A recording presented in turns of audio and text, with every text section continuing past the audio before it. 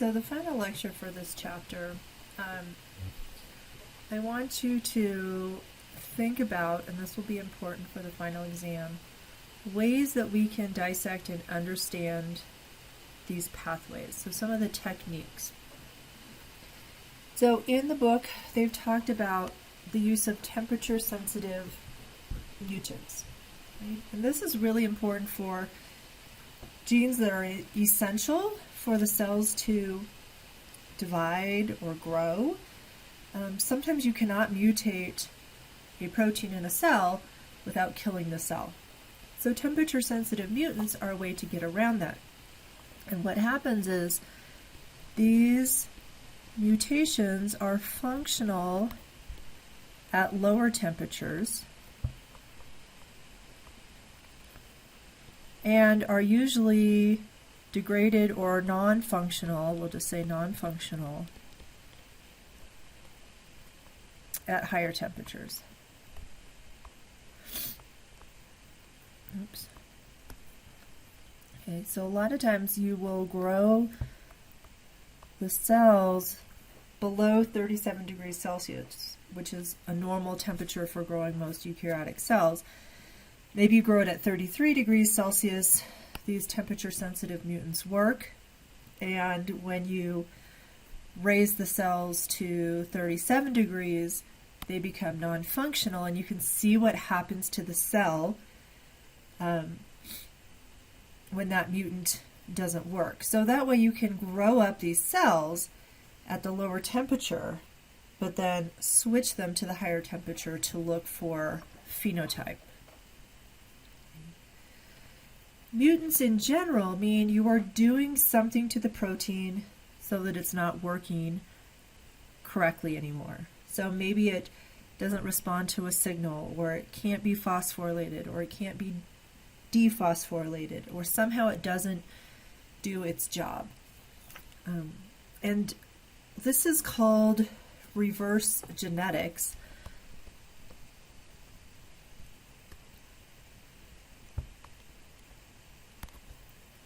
Because we know what we're looking at and we want to see what happens when we mutate it or get rid of it or block its action.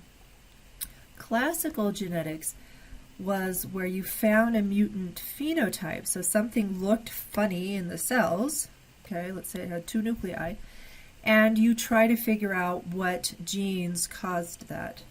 Reverse genetics is you start with the gene or the protein that you're interested in and ask what happens to the cell, what's the phenotype when this gene is non-functional. Another way to understand these pathways, and this was talked about in the last chapter, is dominant negative mutants or mutations. So basically dominant negative mutants overpower what we call the wild type or the normal protein. So its mutation is non-functional, and this is really important for things that come into protein complexes. So when you're asking multiple proteins to come and work together, and if you mutate one of them, you say, okay, what happens to the cell when this whole complex doesn't work? So you don't have to mutate everything, you just mutate one component, and it dominates in a negative way, so it's non-functional, even though there are normally expressed proteins. Another method is using antibodies. So antibodies are very, very specific, and so you can have a protein that you're not messing with as far as its gene sequence or its expression, but then you bind an antibody to it, and this antibody blocks function. So again, you can grow up normal cells, add the antibody in, and see what happens when this protein cannot function properly, right? Another technique that's used is non-degradable forms. So we've talked about proteins like cyclins that are degraded in order to regulate their activity. So if you make a form of cyclin that can't be degraded and it's always expressed,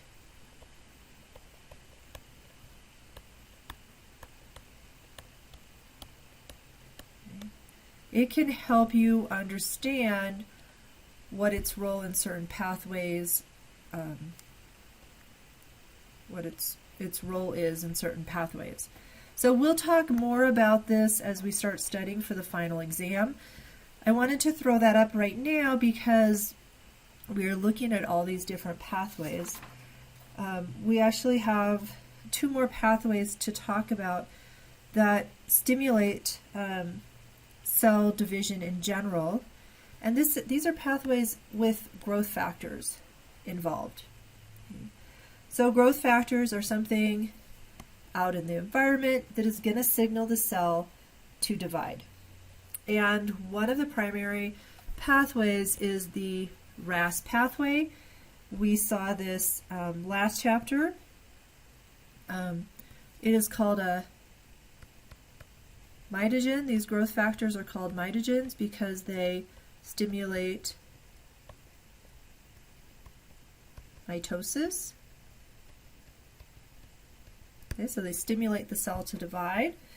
And we saw about right to here with the RAS pathway last chapter, because we were really learning about kinases and phosphorylation, and there was some transcription of early genes, so that was the cell response to this signaling pathway.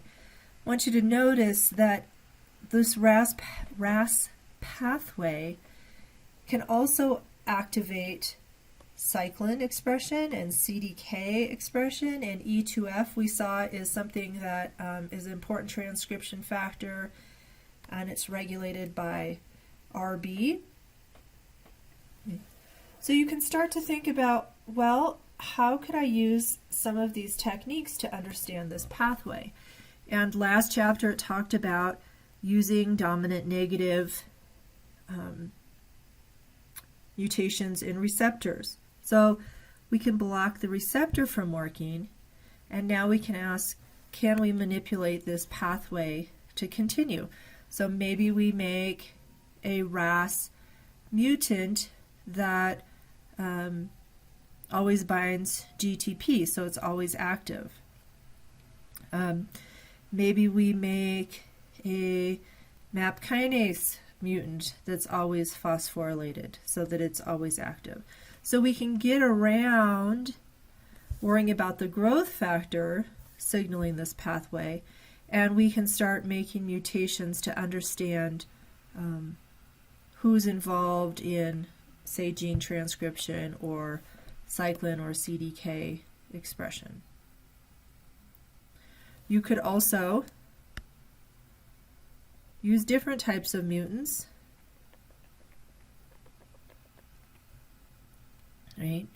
So if we look back here, or different techniques, maybe use an antibody that binds to MAP kinase so it can't work.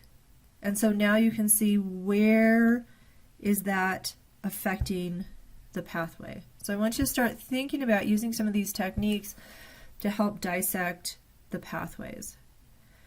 The other growth factor signaling pathway that our book talks about is when we activate PI3 kinase.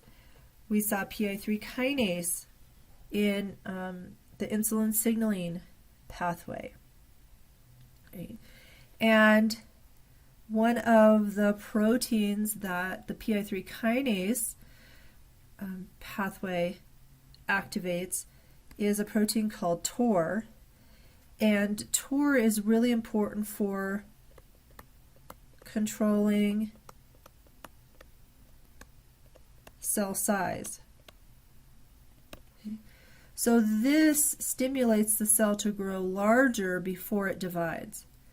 Without TOR, the cell stays the same size and divides, and then stays the same size and divides, and you get smaller and smaller cells, and that's not what you want to happen.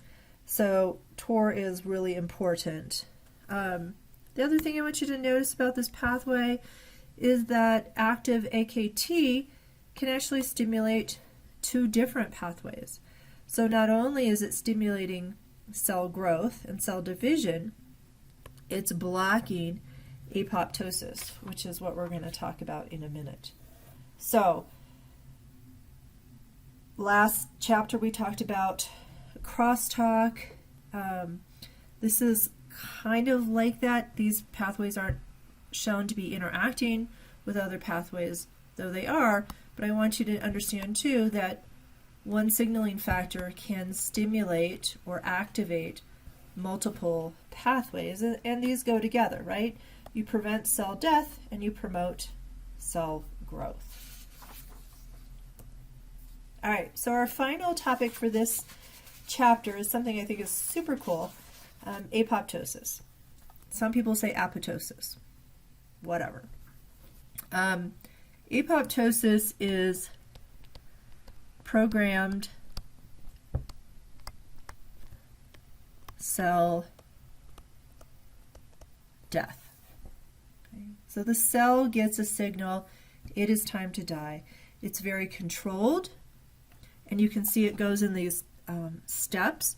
So the cell starts to shrink, and then it produces these little blebs, which are chunks of the cell but still surrounded by membrane. And that's important because something like a macrophage can come and eat, digest these little blebs, these apoptotic bodies, without damaging tissue around. And I'm going to compare in just a second to necrosis. And I think these are just some really cool images of these cells blubbing. Another thing that happens is the DNA is digested in quite a regular manner. And so you see this DNA ladder, and each band is about 200 base pairs different. So this is 200 and 400 and 600 and 800 and 1,000 and so on. So very controlled breakdown of the DNA. This is a cool picture. This is C. elegans, which is this little worm that is a important genetic model for eukaryotes. And when they make a mutant that doesn't have phagocytosis happening, you can see these little apoptotic cells that are waiting to be destroyed. So C. elegans is a very cool model organism to work with because they can follow every single cell from start to finish, which means a wild type worm.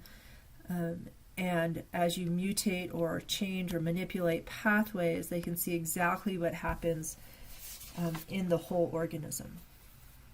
Okay. So apoptosis is very important. It happens all the time. It happened when you were a little fetus. You originally grow webs between your fingers and toes, and those webbed cells get the signal for apoptosis to destroy themselves, and then you have individual digits. Sometimes this doesn't happen correctly in people, and they are born with the webs between their fingers or toes. This happens when tadpoles mature to frogs. So the tail of a tadpole undergoes apoptosis, and so the tail basically self-disintegrates, and you get a cute little frog. Okay. Unfortunately, apoptosis also happens as you get older. The gray hair that some of us have is due to the melanocytes, so the melanin color-producing cells in our hair follicles, undergoing apoptosis. So I still have hair follicles that are producing hair, but they're not producing the color anymore, and therefore we have gray hair. So even though we like to blame it on our children, it's really just a matter of aging.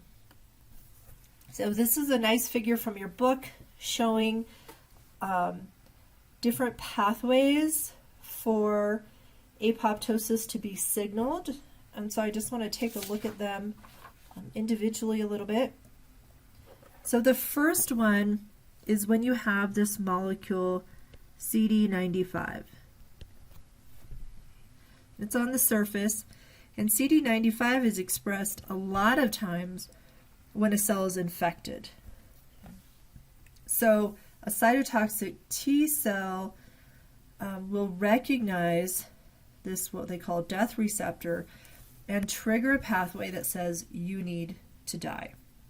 And you can imagine this is really good if you are infected with, say, a virus. Then you don't want that cell to keep producing more cells or producing more virus, so you get the cell death signal. Very common type of protein that I can't spell involved in apoptosis is caspase. Caspases are enzymes that cleave other proteins, so they're involved in breaking down proteins. They're primarily expressed as a pro-caspase, so they're not active until they get the signal. They become an active caspase, so they lose that pro part, and they can go on and again degrade proteins that will trigger apoptosis. Another trigger for apoptosis is the absence of survival factors. So if your cell is not getting the message that there's plenty of nutrients, we are good, then you can actually turn on this pathway shown down here where you get these death-promoting proteins. Okay. This can be triggered by DNA damage. And remember, DNA damage, the P53 pathway can activate an enzyme called PUMA. PUMA inhibits, it binds to BCL2. BCL2 is called anti-apoptotic because, because when it's around, I don't know why my thing keeps going dark. Okay, anti-apoptotic because when BCL2 is around, it prevents, it inhibits apoptosis, but PUMA can bind BCL2 when there's a lot of DNA damage, and if BCL2 isn't working, then the death-promoting proteins can go ahead. They can signal the mitochondria to release something called cytochrome C. You get a release of calcium, which we know is a second messenger, and you get, again, some more caspases. You get the APF1 protein.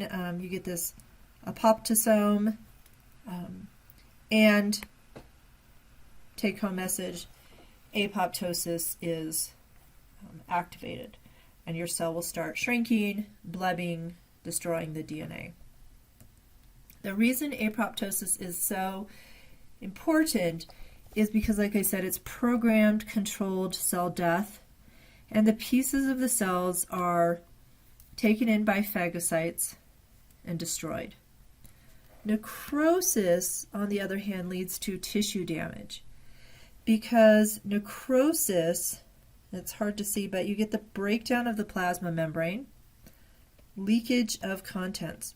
So remember, lysosomes are these degrading little enzyme sacs, right?